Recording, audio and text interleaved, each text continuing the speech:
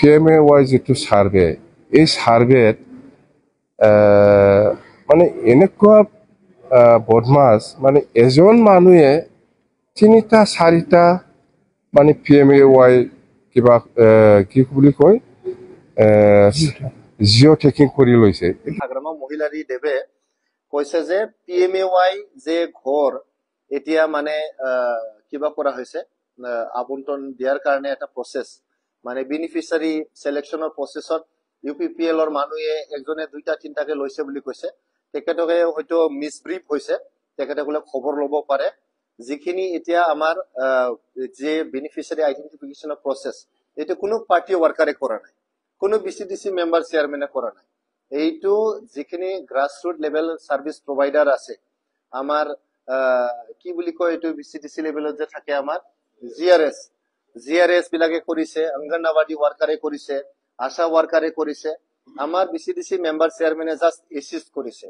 আৰু যাই পেলাই যে ফটো তোলা প্ৰসেসটো কি বুলি কয় এইটো জিও টেকিং তো কোনো আপনি এটা ঘৰত 2টা 3টা জিও টেকিং কৰিব নোৱাৰে যে জিও টেকিং তো এটা জায়গাত 2টা নহয় এইটো ডাইরেক্ট এটা সিস্টেমত আপলোড হৈ যায় তো এটা লোকেশনত 2টা জিও টেকিং নহয় তো এটা বেনিফিচিয়ারি 2টা 3টা ঘৰ পোৱাৰ কথাই নাই যেতিয়া আমি 2020 সনত BPF আইডেন্টিফাই কৰি থৈ যোৱা তেতিয়াতো জিও টেকিংৰ ব্যৱস্থাও নাছিল জিও টেকিংৰ ব্যৱস্থা না থাকা সত্ত্বেও তেখেতসকলে আইডেন্টিফাই কৰি যোৱা বেনিফিচিয়াৰি এটা ঘৰ কাটা নাই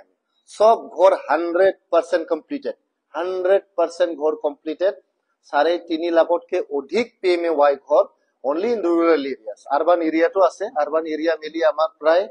মানে 4.5 লাখ মান ঘৰ আমি কমপ্লিট কৰি থৈ আহিছো এতিয়া আইডেন্টিফাই কৰা another প্ৰায় 3 lakhs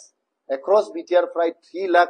PMAY ঘৰ আমি আইডেন্টিফাই কৰি থৈ আহিছো আপোনালোকে BPF ৰ চৰকাৰৰ দিনত এই ঘৰবিলাক যদি ধুনিয়াকৈ আপোনালোকে বনাই দিয়ে এটোৱে মই অনুৰোধ কৰিছো আৰু আপোনালোকে